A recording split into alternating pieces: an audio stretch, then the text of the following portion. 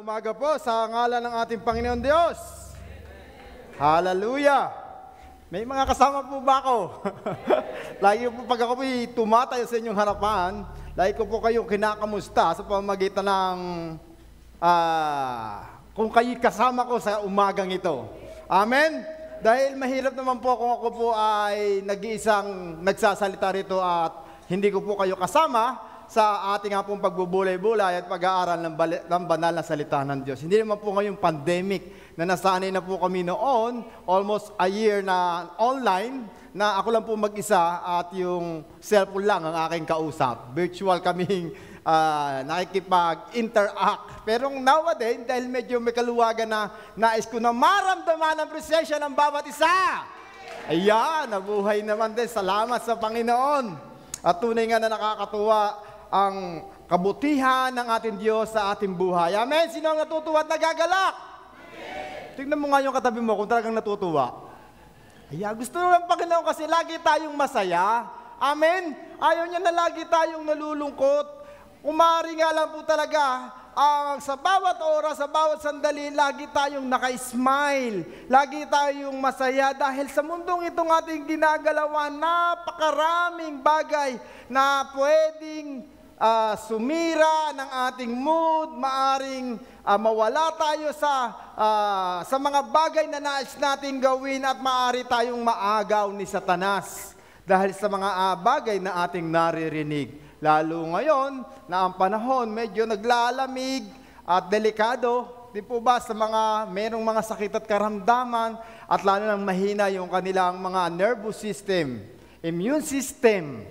Dahil nga po ang ating panahon ngayon ay talagang napakalamig at hindi rin po rin ako nakaligtas sa ganung sitwasyon. Almost 2 weeks na po akong inuubo at amazing po, but the grace of God, nakatatayo pa rin po ako. Gusto ko sana nga pong ipasa ang mensahe kay Tita Richie kagabi, pero ayoko. Sabi ko, Lord, nakakatayo pa ako. Kaya ko pang tumayo by the grace of God. As long na kaya kong tumayo, tatayo ako para sa kaluwalhatian at kapurihan ng ating Diyos. Maliban na lamang kung ako po ay nakahiga na, maaring hindi na po ako makapaghayag at makapag-deliver ng salita ng Diyos. Pag talagang hindi na po kaya ng aking physical na pangangatawan. Pero as long na kaya ng aking physical na katawan, I do believe ang Panginoon ay laging sumasa atin at kasama natin sa bawat laban ng ating buhay. Amen?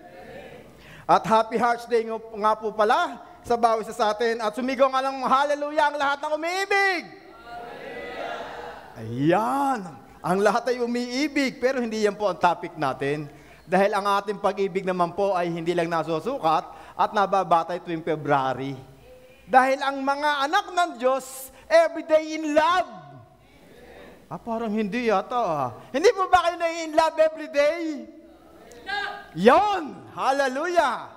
Kailangan lagi tayong in love dahil sa pamamagitan ng ating pag-ibig, nakikita sa ating buhay na tayo ay nananagana sa lahat ng bagay at tayo ay mayroong Kristo sa ating puso. Dahil yan talaga ang isang simbolo ng isang pagiging Kristiyano na ikay punong-puno ng pag-ibig at nakikita si Kristo sa iyong buhay. Amen? Kaya kung hindi ka umiibig, baka wala ang Panginoon sa iyong puso. Amen? Kaya bilang Kristiyano, kailangan tayo punong-puno ng pag-ibig. Amen? Sapagkat if we are abound in love, we are abound in our lives. Amen? Pag ikaw ay punong-puno ng pag-ibig, ang buhay mo punong-puno in all areas of your life. Amen? Punong-puno ng pagpapala, punong-puno ng kagalakan, punong-puno ng material ng bagay. Sa lahat ng aspeto ng iyong buhay, ay nararanasan mo ang pag-ibig at pagkilos ng Diyos. Amen? Hallelujah! Sa mga nakaka-relate at nakakaunawa ng salita ng Diyos. At kung kayo po may Biblia, hindi naman po about pag-ibig ang ating pag-uusapan sa umagang ito. At sabay-sabay po tayong tumayo at makibasa sa salita ng Diyos buhat sa Habakkuk chapter 2 verses 2 to 3. Habakkuk, madalang po natin itong madinig. Ang book of Habakkuk, ito po ay nasa Old Testament. Sinundan po ng Habakkuk ang Nahum. Para mas madali nyo pong makita, tingnan nyo po yung ating table of content. Amen? Para higit po nating makita kasi talagang madalang na po natin itong nababasa at nadidinig ang Book of Habakkuk. At ganito po ang nasusulat sa Habakkuk chapter 2 verses 2 to 3. Isulat mo, sabay-sabay po tayo, begin! Isulat mo ito sapagkat hindi pa panahon, nasa 3 pala ako. Ito ang tugon ni Yahweh. Isulat mo ng malinaw sa mga tapyas ng bato, ang pangitaing ipapahayag ko sa iyo, upang sa isang sulyap ay mabasa agad at mabatid ito. Isulat mo ito sapagkat hindi pa panahon upang ito'y maganap, ngunit mabilis nalilipas ang panahon at mangyayari ang ipinakita ko sa iyo. Bagamat parang mabagal ito, hintayin mo. Sabi mo sa kapatid mo, kapatid, hintayin mo ito. Tiyak na mangyayari at hindi maaantala ito. Mapalad ang pagbasa ng salita ng Diyos sa umagang ito at tayo po ay yumukot manalangin. Kabanal-banalang Diyos na makapangyarihan sa lahat, patuloy, O Lord, we acknowledge your Holy Spirit in the midst of us, to lead us, to guide us, and only your wisdom and knowledge will comprehend of our mind, Panginoon, na ang karunungan mo at iyong kaalaman, Panginoon, na siya aming makita, masaksihan, at aming matanggap sa oras at araw nito at maging kagamit-gamit ang mga salita mo, O Diyos, sa buhay ng bawat isa sa amin, maging na nanonood online.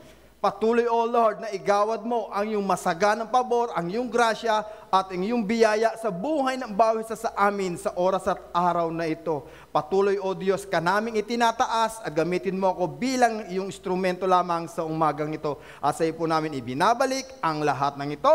Let your will, in your way, and your wisdom will be done in this morning. In Jesus' name we pray. Amen and amen. Hallelujah. Sa mga hindi po nakakaalam sa istorya ni Habakkuk, konting background lang po. Itong si Habakkuk ay isang propeta ng Diyos na siyang nangungusap at nananalangin para sa kaligtasan ng buong Juda. Sapagkat sa panahong ito, ang Panginoon ay hindi madalas magparandam sa kanyang bayang pinili. At almost 70 years na naghahari ang Babylonia at pinahirapan ang mga Hudyo sa kamay ng mga Babylonia. Kaya dito sa Habakkuk chapter 2, si Habakkuk ay nanalangin sa Panginoon at siya'y dumaraing sa mga bagay na kanyang nakikita, naririnig at nasasaksihan at ang mga nagaganap sa kanyang paligid. Bilang sa isang lingkod na tinawag at pinili, masakit sa isang leader na ang nakikita mong buong kongregasyon mo at nasasakupan mo ay nasa isang mahirap na kalalagayan. Isang buhay na hindi pinangarap ng bawat isa sa atin, isang buhay na hindi natin nanaisin at higit sa lahat, ang buhay na hindi pinangarap ng Panginoon Diyos sa bawat isa sa atin. Do you get me? Are you with me this morning? At dahil nga po dito sa puso ng isang lingkod na tulad ni Habakkuk, siya'y nananalangin at dumaraing sa ating Panginoon Diyos sa kanyang mga nasasaksihan dahil sa kalupitan ng mga Babylonia sa bayang pinili na katulad mo at katulad ko rin. Na mga bayang pinagpala ng Diyos, na binigyan ng mga pangako ng Panginoon Diyos, na ang bayang pinangukuhan ng kaligtasan at ang bayang itinuturing na anak ng ating Diyos, ay ngayon ay nasa isang lugmok na kalalagayan. Do you found yourself sometimes in this kind of situation in our lives? Na sa buhay natin sometimes nasasadlak tayo sa isang sitwasyon na hindi natin ninanais, hindi natin pinagplanuhan o ayaw nating mangyari sa ating buhay. Katulad nitong nakita ni Habakkuk.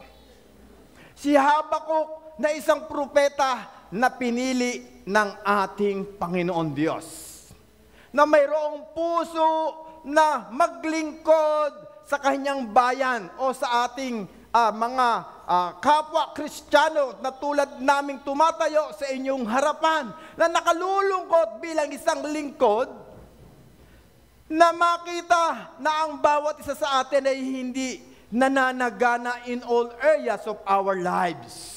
Na ang bawat isa sa atin ay mayroong sakit at karamdaman. Na ang bawat isa sa atin ay nagkakaroon ng poverty crisis financially. At mayroong mga broken spirit, mga wounded heart, malungkot at masakit sa isang lingkod ng Diyos kapag tayo ay nakikita sa ganitong kalalagayan.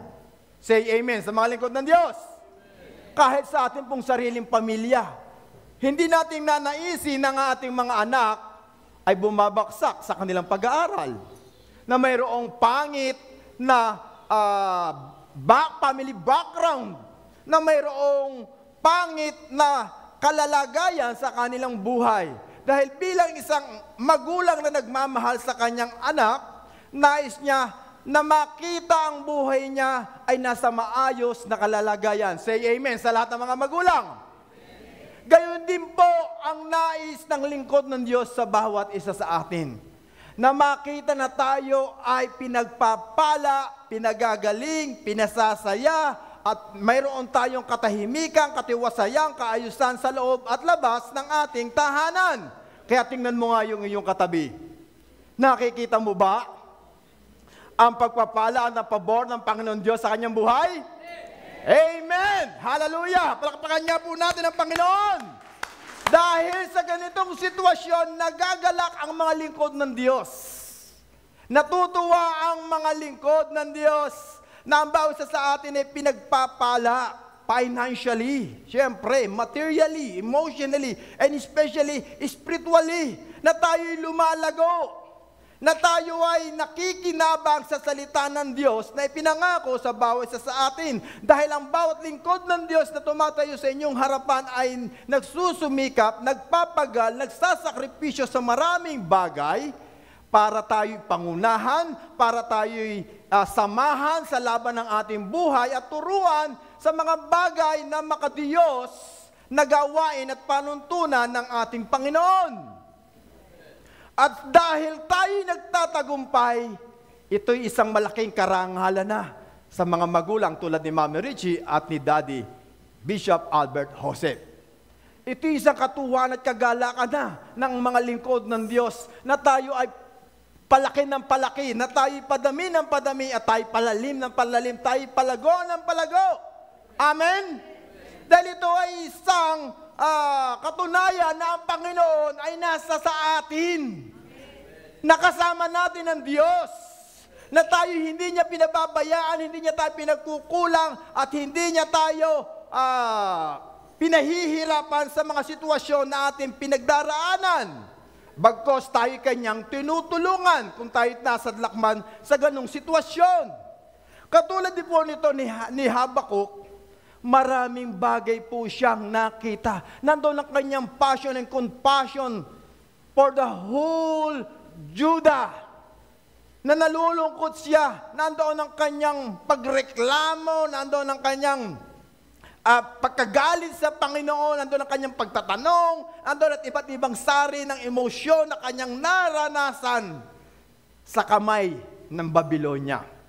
Sometimes, sa buhay po natin, hindi po tayo exempted sa ganitong mga sitwasyon. Although alam natin na kasama natin ang Panginoon, pero it doesn't mean na hindi na tayo makakaranas ng crisis, ng poverty, ng broken family, pagkabagsak ng negosyo, pagkasira ng ating relasyon sa Panginoon. Dahil tayo ay nasa mundong ito, lahat po tayo ay nakararanas ng ganitong sitwasyon, katulad ng naranasan ng mga Judea o ng Hudyo sa kamay ng Babylonia.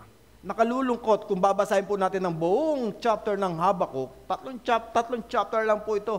Pero napakalaman ng mga pangungusap ni Habakuk sa ating Panginoon Diyos. Na nakalulungkot. Sino ba naman ang matutuwa sa isang kalagayan na natagpuan mo ang iyong sarili, na naniniwala ka na mayroong isang Diyos, mayroong kang Diyos na tinatawag, pinaglilingkuran, at mayroong kang kinikilalang Panginoon, pero nasa lugmok ang kalalagayan? Sino ang matutuwa sa ganong kalalagayan na para bang bilang isang Kristiyano, hindi mo maranasan ang breakthrough sa iyong buhay, na hindi mo maramdaman ang kagalingan na hinihiling mo sa Panginoon, na hindi mo makita ang kaayusan sa iyong tahanan, maging ang paglago ng iyong negosyo ay hindi mo nararanasan tulad ng naranasan ng ibang tao, katulad ng ating pinag-aralan last month na aking itinuro. Nasabi doon sa Psalms 34 verse 7, na kung sino pa yung mga masasama ay siyang pinagpapala materially ng Panginoong Diyos. Nang sometimes nagkakaroon tayo ng pagtatanong, nagkakaroon tayo ng envy and jealousy sa nangyayari sa ating buhay. Lord, you are unfair. Kaming mga pinili, tinawag mo, at itinuri mong anak, ang naghihirap, subalit ang mga taong nasa aming mga paligid na walang pagkakilala at pagkatakot sa iyo, ang siya mong pinagpapala. Sila ang mga namumuno, sila ang nakatataas. Subalit sila rin ang mga magnanakaw. Sila rin ang, hindi ko po nila lahat, ano po? Subalit ito hinahalin tulad ko lang at sinasabi ko lang according sa Biblia na ating binabasa. Nandoon ang mga taong na may mga kapangyarihan, na mayroong iba't ibang motibo sa kanilang mga posisyon na kinalalagyan. Tayo mga Kristiyano, sometimes we found ourselves sa ganitong sitwasyon. Minsan, nasa banig ka ng karamdaman. Minsan, naandoon ka sa kaguluhan ng iyong pamilya. Sometimes, naandoon ka naman sa kakulangan financially. Sometimes, naghihikahus tayo. At sometimes, naandoon ka sa battlefield in spirit. Dahil inuunti-unti tayo ni Satanas, hinuunti-unti tayo upang tayo manghin at manlupaypay sa ating pananampalataya sa ating Panginoon Diyos. Nagnais ni Satanas na tayo magkaroon ng doubt sa panawagan at pagkatawag ng Diyos sa bawat sa atin.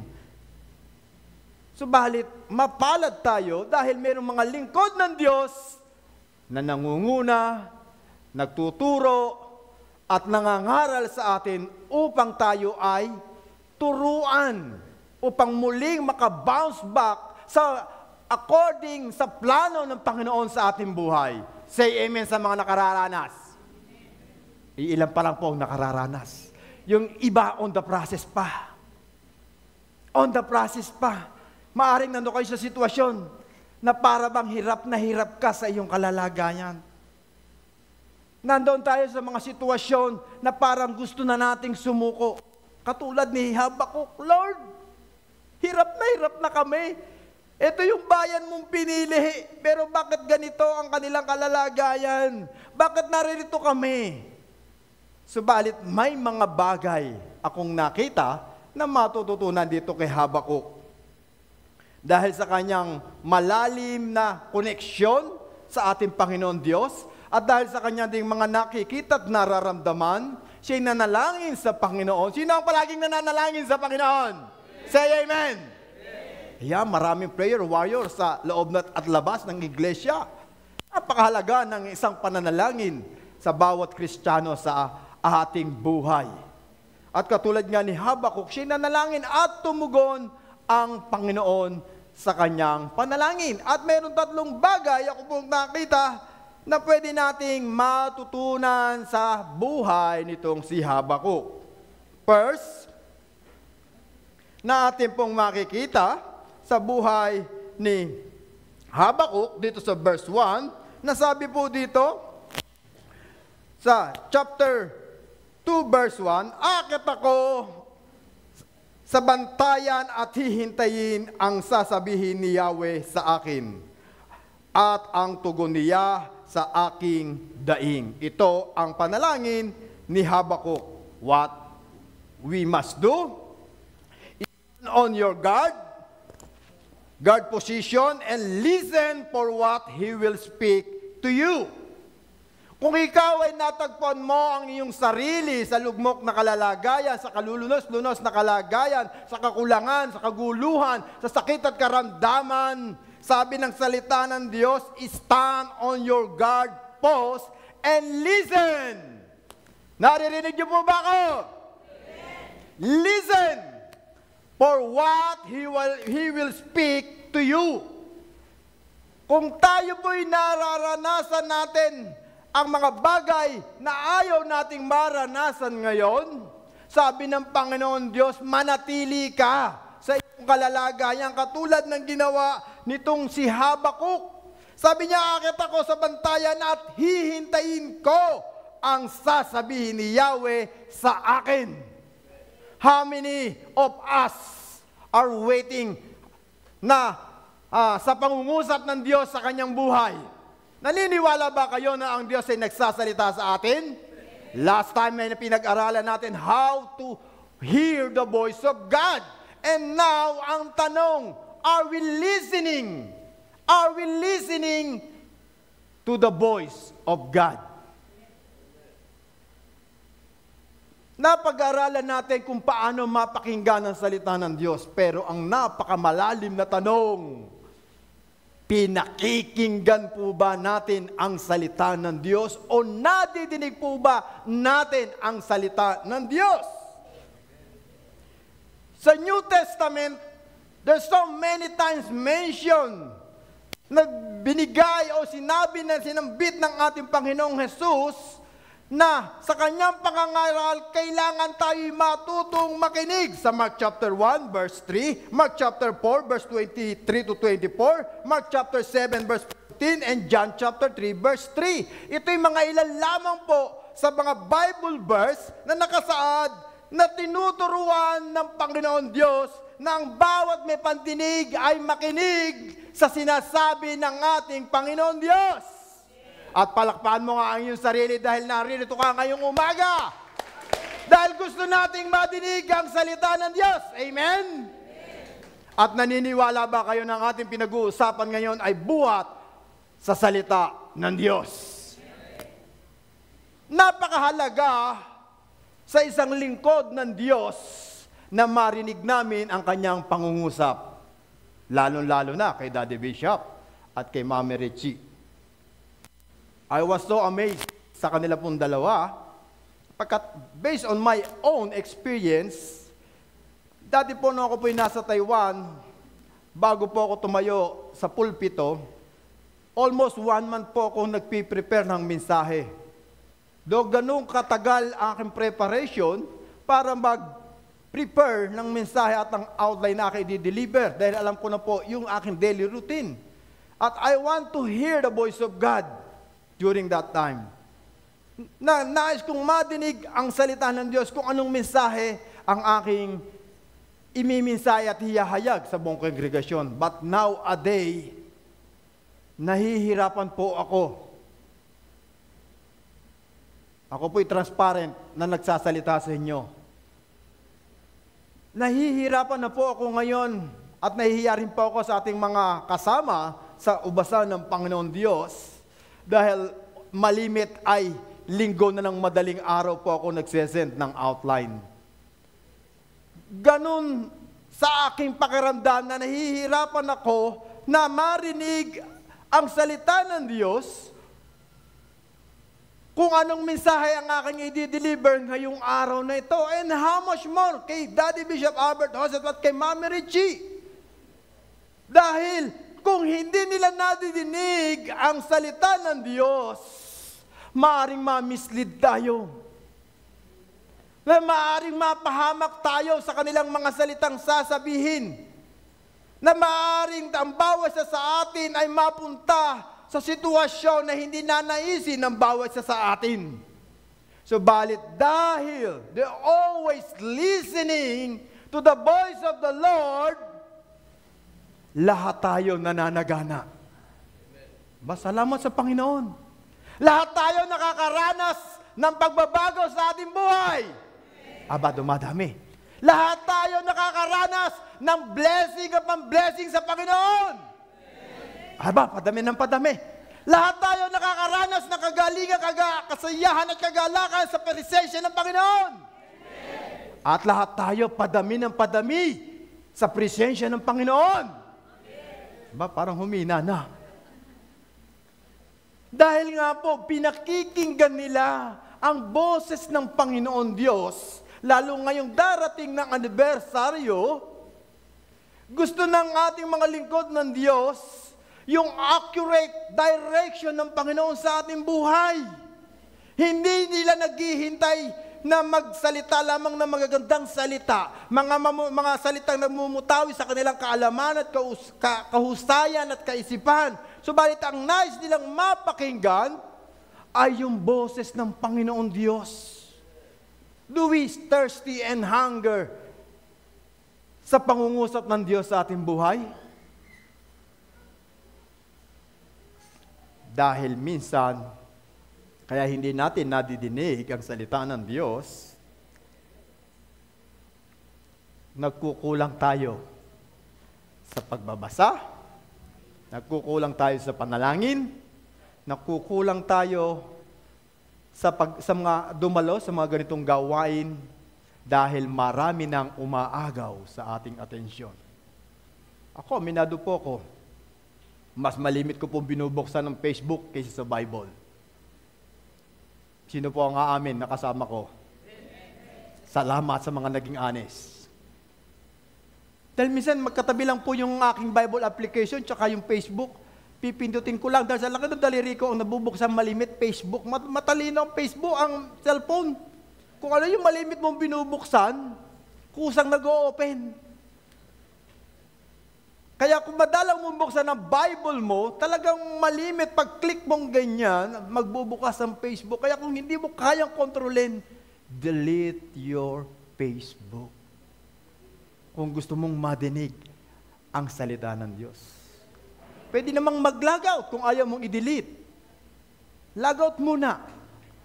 Dahil pag nag-logout ka, ang daming proseso gagawin. Lagay mo na email ad, password. So, madidistract ka, hindi pala itong bubuksan ko.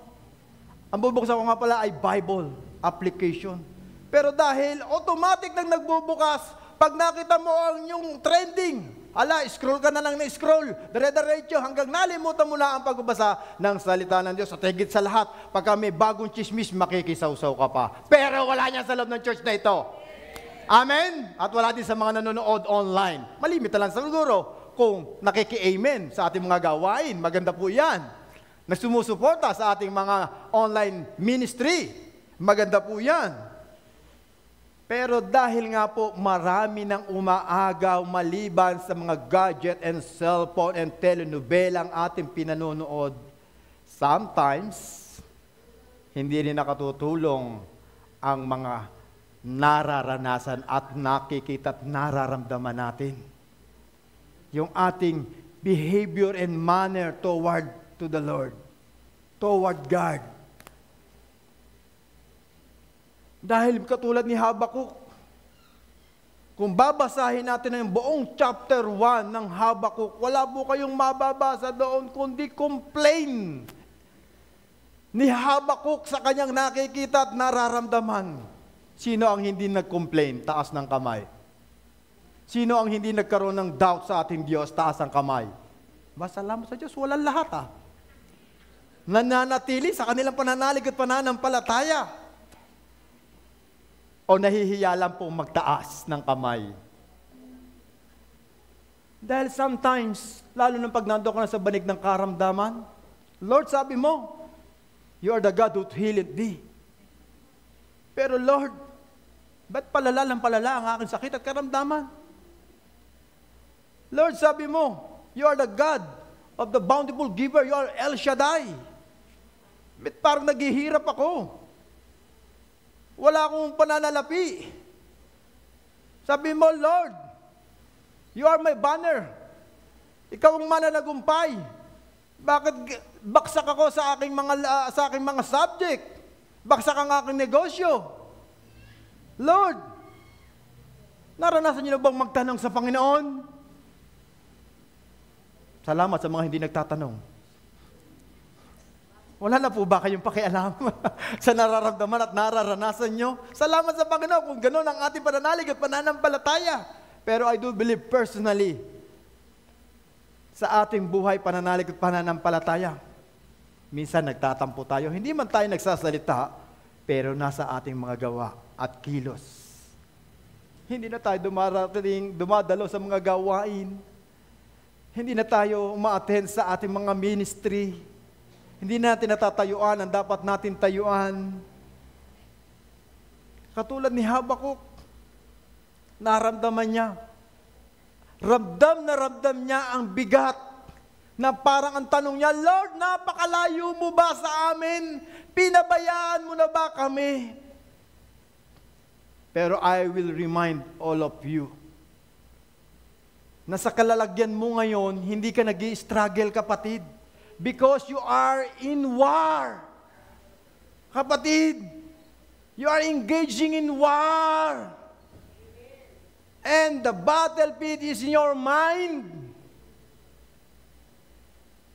Bakit sasabihin natin, Lord, kung bakit kailan pa ako naglilingkod sa iyo, bakit ako nagbibisitation, kung bakit ako nagba-Bible study, kung bakit ako umaaten, kung kailan ako umaaten every Sunday, Lord? Bakit nawalan ako ng negosyo? Bakit, Lord, nasira ang aking pamilya? Bakit, Lord, bumagsak ang aking kapangangatawan? Kung kailan ako nalalapit sa iyo? Kapatid, hindi ka nag-i-struggle. You are on the field. Dahil before, kaya hindi mo nararanasan ang ganitong bagay dahil kasama mo si Satanas. Before. Do you believe in that? Dahil walang pakialam sa iyo si Satanas before. Ngayon, nasa Panginoon ka na. Nasa presensya ka ng Diyos. Pinipilit ka niyang agawin. Kaya sabi mo, kapatid, tapikin mo rin, tapikin mo. Gusto ko tapikin mo. Kapatid, laban lang. Kapit lang. Huwag kang susuko. Tayo ay nasa battlefield. Lumalaban tayo, nakikipaglaban tayo sa ating pananalig at pananampalataya. Dahil before, walang pakialam si Satanas. Sabi ni Satanas, bakit kita pakikalaman? Nasa akin ka na. Sabi nga ng alagad ni Satanas, sabi niya, Panginoon Satanas, itong kapatid natin ito, yumayaman, pinagpapala. Anong sabi ni Satanas? Wag mong galawin yan, okay lang yan. Hindi natin kalaban yan. Sa atin na yan. Noong wala ka pa sa Panginoon, sa atin yan. Pero ngayon, dahil nasa Panginoon ka, pinipilit ka niyang agawin, kapatid. Pinipilit ka niyang hilahin pababa at ibalik ka muli doon sa lugmok na kalalagayan mo before. We are on the battlefield, lalo na sa panahon ngayon. Maraming umaagaw. Pero sabi ni Habakuk, I will stand on my guard post. I will stand. Mananatili ako and I will wait for God to speak to me. I will wait. Mananatili ako. Kaya kapatid, kung nasaan ka ngayon, manatili ka, kapatid. Hindi ka talunan. Hindi pa tapos ang laban. Huwag mong isuko. Kung nasaan ka ngayon, stand firm with faith. Hintayin mo ang pangungusap ng Panginoon, just like Habakuk. Nakikinig siya. Hinihintay niya ang pangungusap ng Panginoon sa kanyang buhay. Hindi natin madidinig ang Panginoon. Hindi natin makikita ang kanyang paggalaw at paggawa ng mabubuting bagay kung aalis tayo sa sitwasyon na kinasasadlakan natin ngayon. not every battle worth for fighting. Na hindi lahat ng battle sa ating buhay dapat nating labanan. Ang dapat lang nating nilalabanan ay yung mga laban na mayroong kapakinabangan sa ating buhay, may kapakinabangan sa ating espiritu, may kapakinabangan sa lahat ng ating pakikipaglaban. At alam nyo yun kung ano ang inyong pinaglalaban. Kaya hindi dapat tayong sumuko, kapatid. Huwag tayong bibitiw sa ating pananalig at pananampalataya dahil sa ating mga nararanasan tulad ni Habakuk. At least mayroong isang lingkod ng Diyos na nag-i-encourage, nagmo-motivate sa buong Judea o buong Hudyo dahil sa kanilang nararanasan, sa kanilang buhay. Katulad ng panahon natin ngayon. Nasa pangalawang buwan pa lang tayo pero marami na tayong nararanasan. Not according to our plan. Na Lord, ito ang plano ko, ito ang gusto kong mangyari ngayong taon, ito ang pinapangarap ko, ito ang pinapanalangin ko, pero Lord, bakit taliwas? Lord, bakit hindi nagaganap? Are you with me? Marami po bang nakaka-relate, kaya kayo tahimik? Lord, ito ang plano ko, ito ang pinanalangin ko, ito ang ina-expect ko, ito ang pinag-pray ko, ito ang deklarasyon ko. Pero Lord, bakit ito ang kalalagayan ko ngayon? Bakit naririto ako? Pero sabi ng Lord, sabi ni Habakuk, I will stand on my guard post. Kung ikay tinawag ng Panginoon bilang isang Kristiyano, maging Kristiyano ka. Amen? Kung ikay naging born again Christian, kailangan makita sa atin ang pagiging Kristiyano. Kung ikay tinawag sa pangangaral, kailangan mangaral ka. Kung ikay tinawag na magsilbi sa ating community, magsilbi tayo. Kung ikay tinawag sa pag-aaral, mag-aaral tayo. Kung ikay tinawag bilang isang magulang, maging magulang tayo. We have a different task na ating o role na ginagampanan sa ating buhay. Hindi lahat sa atin ay tinawag para mangaral ng salita ng Diyos, pero lahat tayo ay binigyan ng kanya-kaniyang assignment ng ating Panginoon Diyos. At lahat ng assignment na yan ay according sa pagkakahubog at pagkakagawa ng Diyos at sa iyong pagkatao. Nasa iyong buhay kung anong disenyo ang ginawa ng Diyos sa iyo. Nakikita mo yan at nararamdaman, nararanasan mo yan every day. Dahil napakahirap kung ikaw ay lalayo, kung ikaw iiwas, kung ikaw magtatampo, kung ikaw ay magagalit katulad ni Habakuk. Pero kahit ganun pa man, ang kanyang puso nananabik, natutuwa, nasisiyahan, naghihintay sa pangungusap ng Diyos sa kanyang buhay. Nawa maging katulad natin ang buhay ni Habakuk, na sa kabila ng ating pinagdaraanan at pagdaraanan, manatili tayong nakatayo. Hindi yung pagdumaraan na wala tayong pamasahe, next Sunday wala na sa upuang iyan. Tingnan mo nga yung katabi mo ngayon, tandaan mo yan ha. Tignan mo yung katabi mo. Tignan mo next week kung nandiyan pa rin siya. Dahil nawala lang ng pamasahin, wala na next week. Nagka-problema lang na wala na rin sa gawain. Sabi ni Habakuk, I will stand. Kung may mga katanungan ka sa ating Panginoon, hindi mo yan maririnig kung wala ka sa presensya ng Diyos. Hintayin mo ang pangungusap ng ating Panginoon Diyos. At walang pinakamagandang example na aking nakita sa Biblia, sa Old Testament, na kung paano nakinig ang lingkod ng Diyos na si Samuel. At ito ating mababasa sa 1 Samuel chapter 3 verses 1 to 10. Na ng panahon ngayon, ang Panginoon napakadalang ng mangusap. lalong-lalo na sa lingkod ng Diyos na si Eli. Nakakapagtataka na ang isang lingkod ng Diyos hindi na nadidinig at hindi na kinakausap ng Panginoon. Subalit sa panahon ni Samuel, muling nadinig at nangusap ang Panginoon sa buhay ni Samuel. At ito ating mababasa sa 1 Samuel chapter 3, verse 1 to 10.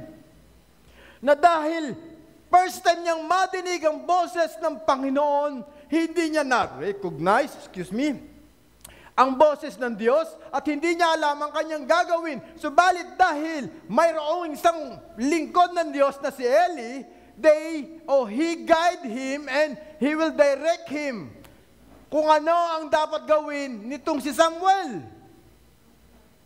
At ang sabi niya, sabihin mo sa panahon na madinig muli ang boses ng Panginoon Diyos. Sabihin mo, Panginoon, narito po ang abang lingkod at nakikinig po sa inyo at kayo po'y mangusap sa akin. Kaya, kailangan nating makinig.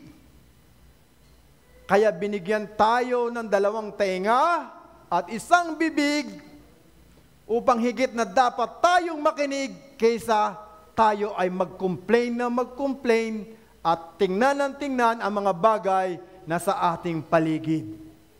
Na kailangan matuto tayong makinig sa salita ng Diyos, sa kanyang pangungusap directly sa ating mga puso't isipan. Alam niyo po minsan, kung bakit minsan ang mag-asawa nagsisigawan pag sila'y nag-uusap o merong argument, meron silang hindi na pagkasunduan? Sino pong nakaranas na mag-asawa? Alam niyo kung bakit sila naghihiyawan? Dahil minsan, ang kanilang mga puso hindi lapat sa isa't isa. Kaya sila nagtatalo. Gusto ng isa, siya tama. Sabi ng babae siya, gusto niya tama. Pareha silang may tama. Dahil walang gustong may mali. Walang gustong makinig. Bawat isa nagsasalita. Kaya hindi natatamos ang kaguluhan dahil ang bawat isa sa kanila may kanya-kanyang argumento, meron kanyang mga pananaw at opinion. Alam niya ito'y tama, ito ay tama. Lahat sila gusto ay tama. Dahil hindi lapat ang kanilang puso sa isa't isa, hindi nila madinig at hindi sila magkaunawaan. Pero once na ang tao lapat ang puso sa isa't isa, kahit bulong lang yan, nagkakaintindihan. At sometimes, kinikilig pa nga.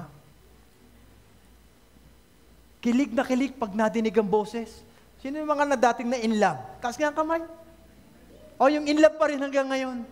Na sa tuwing natatawagan yung boyfriend na yung girlfriend, nagdali-dali kang sasagot at kinikilig ka habang pinakikinggan mo ang napakagandang tinig niya. Di ba napakasarap pakinggan? Dahil lapat ang iyong puso. Sometimes kung bakit hindi natin madinig ang boses ng Panginoon, dahil hindi lapat ang ating puso. Dahil lagi tayong nagko-complain. Lagi tayong nagrereklamo sa mga sitwasyon na ating nararanasan, kagaya ni Habakuk. Sino ba naman ang hindi maiinis at magagalit, lalo na kung nararamdaman mo na malapit ka ng mamatay? Lalo na nasa banig ka ng karamdaman. Hindi ko po sinasabi sa aking misis before, na naramdaman ko, sabi ko, Lord, oras ko na ba? Lalo na nung nadinig ko yung si Sangchay, namatay sa pneumonia, lalo kong kinabahan. Sabi ko, palibasa may pera, ang tawag pneumonia. Eh kung hindi mahirap, ang tawag doon, hika. Eh mayaman, pneumonia. Nakaramdam ako ng panikip ng dibdib at parang pakaramdam ko, ang daming plema sa lalamunan ko. Hindi ako makahinga. Lord, Lord. Natawag ako, Lord, dayak na ako. Katapos ako na ba, Lord, Lord? Sabi ko, ay, ados pa lang pala, birthday ko pala, hindi pa pala katapusan. Ay, yung iba, mamaya alas 7 pa yung mara-receive. Bago makita yung joke. Pero tanong talaga ako, Lord, katapos ako na ba? Birthday ko pa lang, bata pa ako, si Sanchay 48, ako po 43 lang. Mas malakas ang immune system ko doon. Tsaka meron akong Diyos.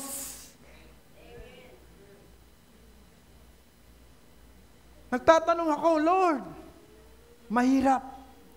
Lalo na pagka nararamdaman mo na yung sakit at karamdaman, na unti-unti ka na nangihina. Nanlulupay-pay ka. Lalo na pagka dumating na yung mga problema suliranin, na habang nasa banig ka ng karamdaman, nararamdaman mo, paubos na rin ng paubos ang iyong finances. Kasi gusto mong bumili ng mga gamot, gusto mong pumunta sa mga galing na doktor para makakuha ng kagalingan. Pero ang kailangan, money. Kaya kung wala kang pera, mamamatay ka talaga sa banig ng karamdaman. Pero salamat sa Diyos, meron tayong dakilang manggagamot. Amen?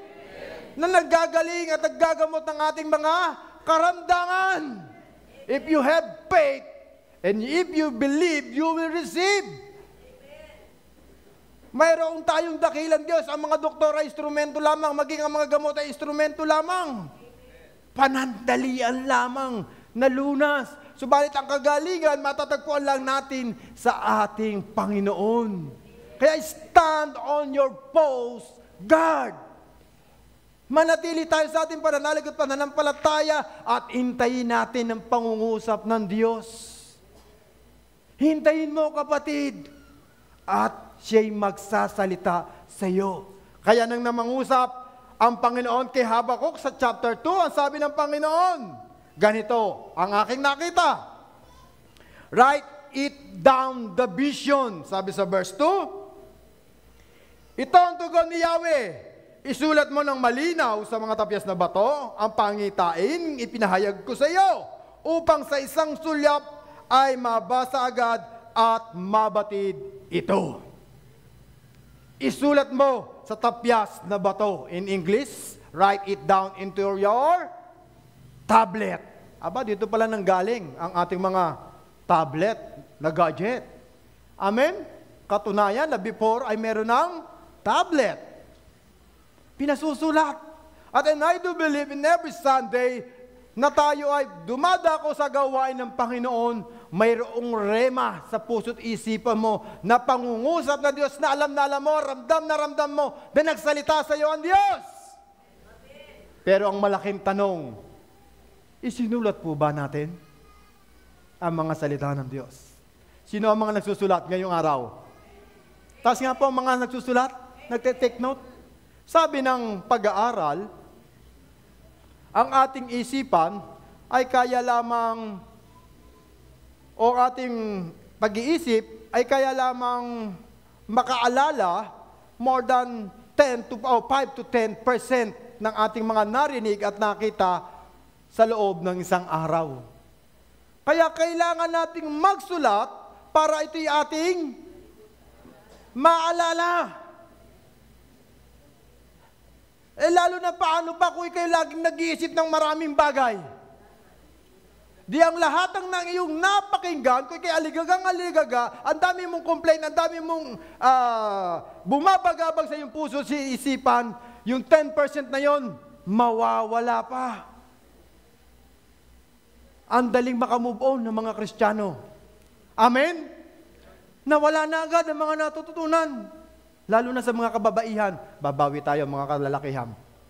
Sabi nga po, ng pag-aaral, kung sakali nga po daw merong bibili ng utak ng mga babae, alam niyo po ba ang halaga ng utak ng babae? Nagkakahalaga daw ng $100 o $100,000 $100,000 ang halaga ng utak ng babae. Ganon ang halaga ng utak ng babae. At alam niyo ba kung magkano sa mga kalalakihan? Ang utak daw po ng kalalakihan, $500 o $500,000. Ganong kamahal ang utak ng mga lalaki kaysa sa babae. You know why? Yon, huling-huli ni Richie. Yung utak po daw ng mga kalalakihan, slightly used. Ang mga kababaihan, dahil the $100 lang ang presyo, 100 US, 100,000 ang presyo dahil gamit na gamit. Advance kung mag-isip, malimit. Ang bagal kumilos, pero ang bilis mag-isip. At kung ano-ano ang tumatakbo sa isipan. Kaya yung iyong naalala at narinig sa iyong mga natutunan, nawawala ng lahat. Maliban na lang po sana kung ang salita ng Diyos na pumukaw sa iyong puso't isipan ay natanim sa matabang lupa. Na lagi mong ginugunita, inaalala ang mga pangako niya. Na lagi mong minememorize, minemeditate ang bawat salita na pumukaw ng iyong damdamin.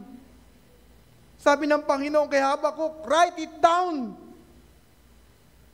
Write it down. Bakit pinasusulat ng Panginoon ang mga kapahayagan niya sa iyo? May dalawang bagay po akong nakita. Una, God wants to be written and record of what He said He would do so the people would know that our God is God who keep His word. Para maintindihan at maunawaan ng bawat isa sa atin na ang ating Panginoon ay tapat at tumutupad sa ating mga o sa kanyang mga pinangako sa atin. Na mayroong katunayan, katibayan na ang Diyos ay hindi sinungaling. Sabi ng Hebreo chapter 10, verse 23, tayo ay magpakatatag o ang Diyos ay hindi tao. Sabi po dito, at ang dalawang bagay na ito ang pangako niya. Ang panunumpa at ang hindi niya pagbabago ay hindi niya magagawang magsinungaling. Kaya tayong mga nagpakalinga sa Kanya ay may matibay na pag-asang pinangahawakan na gagawin niya ang ipinangako niya sa atin. Ang Panginoon daw, sabi ng Numbers chapter 23 verse 19, ay hindi sinungaling. Kaya kailangan nating magsulat ng salita ng Diyos. Maliban na lang po sana kung tayo nagte-take note sa ating mga cellphone and gadget. Pag napuno na po ito, na-full na ang storage. Kaya mahalaga kung hindi man po tayo nagsusulat, yung mga salita, kapahayagan, revelasyon ng Panginoon Diyos, dapat pumupukaw, pumapasok sa ating puso't isipan. Sino ang may hawak-hawak na salita ng Diyos? Taas nga ang kamay. Taas nga po ang kamay. Taas nga po ang kamay. Mayroong salita ng Diyos na pinaliniwalaan at pinahawakan. Parang hiyang-hiya kayong maaminin na mayroong pangako kayong pinanghahawakan ng Diyos. And I do believe personally, bawat isa sa atin, mayroon at least one. Kahit isa. At ang pangalawa, kung bakit niya pinasusulat, He wants to remember His promises. Na ating alalahanin palagi ang kanyang mga salita sa panahon na tayo'y naguguluhan, sa panahon na tayo'y nahihirapan, sa panahon na tayo'y nasasaktan, at sa panahon na hindi natin alam ang ating mga dapat gawin. We can recall, we can remember His promises sa panahon na tayo'y nahihirapan, na tayo'y nalulungkot, na tayo'y nasasaktan. Kaya mahalaga ng bawat isa sa atin, laging nagme-meditate ng salita ng Diyos. Lagi tayong nag-aaral, nagbubulay-bulay, kaya meron lagi tayong day and night devotion. Sino po gumagawa pa ng day and night devotion? Taas nga pa mga kamay. Si Tita Richie na lang po ang umamin. Nahihiya lang naman siguro ang iba. Siguro yung iba hindi lang regular ang kanilang paggagawa ng journal and daily devotion. Pero okay lang po yun. Mahalaga nagbabasa tayo ng salita ng Diyos at itinatanim natin sa ating puso't isipan. Sulat ka nga ng sulat, wala naman sa puso't isipan mo. Mahigit magaling din naman po minsan ang pagsusulat. Pero kung yan ay isinulat mo sa iyong puso't isipan, I do believe, mas powerful yan. Amen? Mas effective yan. Mas kagamit-gamit yan. Dahil ang mga sulat, maaaring hindi mo madala kahit saan. Pero pag yan ay nasulat sa iyong puso't isipan, saan ka man naroon, ang salita ng Diyos kasama mo. Amen? Pero hindi ko man po sinasabi na huwag na kayong magawa ng inyong daily night devotion, ha? Tuloy-tuloy pa rin po natin ang paggagawa ng journal. Amen? Tuloy-tuloy pa rin po. Pero mas mahalaga po, maisulat ang salita ng Diyos sa ating puso't isipan. At ang panghuli na napaalala nating matututunan sa buhay ni Habakuk, be patient and wait on it. Sabi po sa verse 3. Sabi po ng Panginoon kay Habakuk, isulat mo ito sapagkat hindi pa panahon upang ito ay maganap. Ngunit mabilis nalilipas ang panahon at mangyayari ang ipinakita ko sa iyo. Bagamat parang mabagal ito, hintayin mo, tiyak na mangyayari at hindi maantala ito. Sa buhay po natin, malimit tayo ay impatient sa mga pangako ng Diyos. Marami tayong mga pangako ng Diyos na ating pinaniniwalaan, pinananampalatayanan, at itong nilalakaran. Pero dahil hindi pa natin ito nakikita, nararamdaman at nakakantam, naiinip tayo. Nagtataka tayo, nagagalit tayo, naiinis tayo, at sometimes, hindi na tayo nagtitiwala sa salita ng Diyos. At ang pagiging pasensyoso ay isang mabuti at magandang katangian ng isang tao. Pero sa panahon ngayon, bibihira na po ang mga pasensyosong mga tao. Dahil gusto natin lagi tayong nauuna, gusto natin lagi tayong nagmamadali, at gusto natin agad-agad nating nakakamit ang mga bagay na gusto natin at nais natin sa buhay. Sa pamimili sa ating mga grocery, bili sa fast food, pila sa ATM, pila sa bus, sasakyan, lagi tayo nagmamadali. Bakit? Naiinip tayo. May hinahabol tayong oras. May hinahabol tayong mga gawain, mga due date na dapat ipasa. Kaya lagi tayong nagmamadali. Gusto nating mauna. Nakapupustrate, malimit ang pagiging matiyaga. Nakaiinis. Lalo na kapag ikaw ay nasa banig ng karamdaman. Mabilis po, mainis at magalit. Higit sa lahat, pag ikaw ay gutom, tingnan mo nga yung katabi mo. Tingnan niyo po. Nagugutom na po ba? Ang tagal naman ni Pastor. Nagugutom na ako. Naiinip na. Hindi naman, panay at tingin sa relo kung anong oras matatapos. Katulad ng sinabi ng Panginoon kay Habakuk, medyo may kabagalan, pero surely daw, sabi ng Diyos, magaganap ito at mangyayari. Pero ang malaking tanong, ano ang ginagawa natin while we are waiting? Ano ang mga preparation nating paghahanda na ginagawa habang hinihintay natin na maganap ang mangyari ang salita ng Diyos sa ating buhay? Katulad ng ating pong ginagawa, malimit, pag tayo kumakain sa mga restaurant. Pag tayo mo-order ng pagkain, mayroong mga waiter na nagsisilbi para sa atin. Amen?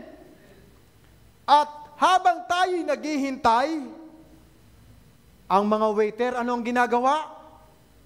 Patuloy na nagseserve at tayo ay ine-entertain. Para hindi tayo mainip sa paghihintay ng pagkain ating kakainin doon sa restaurant na ating pinuntahan. Bilang isang Kristiyano, ano ang ginagawa natin habang hinihintay ang kagalingan, kagalakan, kasiyahan at ang financial breakthrough, material breakthrough sa ating buhay? Sa mga pangako ng Diyos na ating pinangahawakan. Kung ikaw'y nagdanais na magkaroon ng mga ng iyong sariling sasakyan, sino ang gusto ng magkaroon ng motor? Taas ang kamay. Anong preparation ang iyong ginagawa? Kung sa ngayon wala ka pang sariling motor, bumili ka muna ng helmet. Pagkabili mo ng helmet, i-road test mo kaagad. Wala ka pang motor, i-road test mo. Amen? Kung sila gusto ng 4-wheel, taas ang kamay. Kung wala ka pang 4-wheel, bumili ka muna at kumuha ka muna ng lisensya. Ipahuli mo muna sa LTO. Patingnan mo kung legit ang iyong lisensya. At sino gusto magkaroon ng tahanan? Sarili. Pero parang napaka-imposible sa ngayon. Nahihirapan ka, wala ka pang sapat na pananalapi. Bumili ka muna ng doorknob na may susi. Para pag-uwi mo, meron kang doorknob na sinususian. At kung para gusto mo, meron kang papasukan, samahan mo pa ng pinto. Anong preparation ang iyong ginagawa? Dahil sometimes this kind of action will encourage us and motivate us. Amen? Na hindi mo pa man nakakamtan ang iyong mga pinapangarap at mga pangako ng Diyos sa iyong buhay, at least gumagawa ka na ng paraan. Amen? Kahit sa maliit na bagay. Amen? Yung iba nangahangad na magkaroon ng asawa. Sabi ng Panginoon, it's not good for a man to be alone, Lord. Pero ngayon, 40 years old na ako, wala pa akong asawa. Bakit ang tanong ko, pag nagkaasawa ka ba, titigil ang edad mo? Pag nagkaasawa ka ba, babata ka? Gusto ng iba magkaanak. Kung gusto mong magkaanak, ngayon, magkasariling pamilya, unahan mo na agad sa paggising mo ng umaga. Kaya mo na bang likumin ang iyong higaan? Mga nanay, nakikita niyo po ba ang iyong mga anak kung naglilikom ng mga higaan nila? At ako, hindi po ako may sabi niyan. Gusto na magka-boyfriend, gusto na magka-girlfriend, gusto na magka-relasyon. Pero ang responsibility sa loob ng tahanan, hindi pa kayang tayuan at gawin. Paano darating ang pangako ng Diyos sa ating buhay kung hinihintay mo lamang na mangyari at maganap iyon na wala kang ginagawang aksyon? Kung gusto mo ng kagalingan, sinaghangad ang kagalingan. Iwasan na mga makolesterol na pagkain. Ay, hindi, may gamot naman. Minsan lang naman. Tikim lang naman. Hindi naman nakita ni Doc. Masarap kumain. Libre kasi. May take out pa, nag-sharon. Kaya po tayo nagkakaroon ng sakit at karamdaman minsan dahil sa ating mga kinakain. Kulang sa tulog, sobrang kain. Pero kung meron tayong proper diet, nakakatuwa na minsan pag nakakarinig ako na yung matandang makakausap ko, age of 90, 95, buhay pa, ang lakas at naglalakad. Ang sarap siguro mabuhay ng ganon. Nakakalungkot nga lang minsan, wala ka ng kabatch. Ikaw na lang nag-iisa, 95 years old, buhay pa, ang lakas. Nabili ng pisong bawang, pisong suka. Siyempre, nung panahon niya, malaki ang pera na yung piso. Kaya akala niya ngayon, pisong bawang ang malaki na. May mga pangako ang Diyos sa ating buhay. Pero ang sabi ng salita ng Diyos, be patient and wait on it. Matiyaga tayong maghintay, magbantay na mangyayari at maganap ang mga salita ng Diyos sa ating buhay. Dahil God's timing is always in perfect time. Ang Panginoon Diyos ay kumikilos at gumagalaw not according to our own table. Mayroong sariling panahon, oras na itinakda ang Diyos upang ito ay maganap at mangyari. Subalit, habang naghihintay tayo, we need to increase our faith to the Lord. If you have faith in God, faith includes faith in His Word. Kung ikay mayroong pananalig at pananampalataya, kailangan mo ring manampalataya sa Kanyang mga salita. Faith will trust that God knows what He is doing. Faith will trust that God always does things in the best time, and faith will trust that God is in control. May tamang panahon na itinakda ang Diyos sa ating buhay.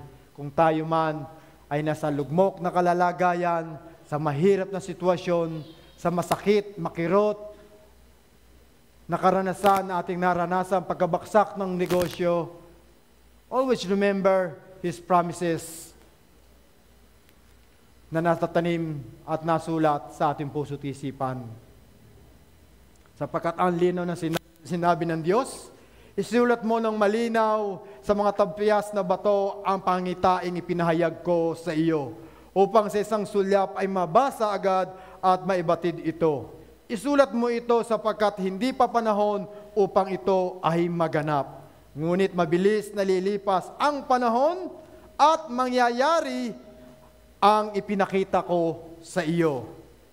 Bagamat parang mabagal ito, hintayin mo. Tiyak na mangyayari at hindi maantala ito. Kapatid, sa pakikipag-inaig natin sa Panginoon, sa ating pagbabasa sa Kanyang mga salita at sa ating mga panalangin, ang Panginoon ay mayroong itinakdang panahon kung saan mayroon siyang tamang oras para sa lahat ng bagay. Pinasusulat niya ang Kanyang mga pangako sa puso at bawat isa sa ating, sa gayon tayo ay manabik na ito ay maganap at mangyari sa bawat sandali at sa panahon na ito ay maganap sa ating mga buhay. Hintayin mo, kapatid, bagamat mabagal, parating na ang Kanyang pangako, parating na ang Kanyang mga sagot sa iyong mga panalangin. Kaya patuloy tayong manalig at manampalataya sa Diyos. Kung ano man ang ating nakikita, kung ano man ang ating nararanasan, ang mahalaga, nananatili kang tapat sa Kanyang mga pangako, sa Kanyang mga salita, because God always have a perfect time to meet all our needs. Mayroong tamang panahon dahil mayroong tamang Diyos sa bawat pagkakataon, sa bawat sitwasyon na hinaharap ng bawat isa sa atin. Kung ano man ang iyong kalalagayan sa oras at araw na ito, patuloy tayong magtiwala sa Kanyang mga pangako na mayroon siyang ginagawa at gagawin. Hindi mo man nakikita sa ngayon. Subalit ang sabi ng Diyos, parating na ito at malapit na ito. And yan po ang mensahe ng Diyos sa umagang ito. And God bless you all.